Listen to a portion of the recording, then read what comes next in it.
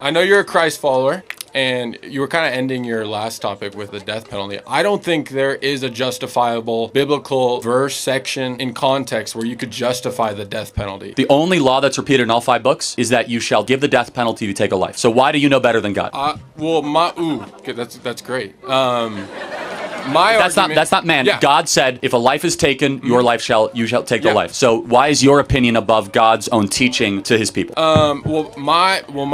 My argument for that would be that is the old covenant. So the new covenant would be by grace you have been saved. So the same way God has given us grace, and that you should also put that on somebody else. So there are 3 types of Old Testament laws. There's civil, ceremonial, and moral. Yes. We get rid of the ceremonial. We consider very high of the civil, and we live under the moral. The civil, though, is repeated 5 times in all 5 books. And just to be clear, if someone takes a life, why should they continue to be able to live and breathe while their victim does not? Universal human equality actually shows, in honoring of the victim, that the perp who took a human life made in the image of God should not be able to continue to live. We honor the victim by giving the death penalty to the perp. Otherwise, you're saying that the perp gets something the victim does not have, which is life. I do understand that. I feel like you would take other examples, like Paul's ministry, for example. There are thousands and thousands of Christians yet turned his life around. Why did we not end his life? I would argue by the grace of God, he was able to start a ministry, proclaim the gospel of Jesus. And he eventually did get the death penalty, ironically. Yes, ironically, but that's obviously... So did James and Thomas. The Romans, yeah. I'm talking very simply. Death penalty for taking another life. And the argument is that it's in defense of the victim. It's honoring human equality for the victim. That victim no longer has life. That victim no longer is able to experience it. Why should the person who took the life be able to say it? It's actually dehumanizing to the victim. It's saying that, like, you get to keep on enjoying life in a prison cell or just being in a prison cell where the other person's life was taken.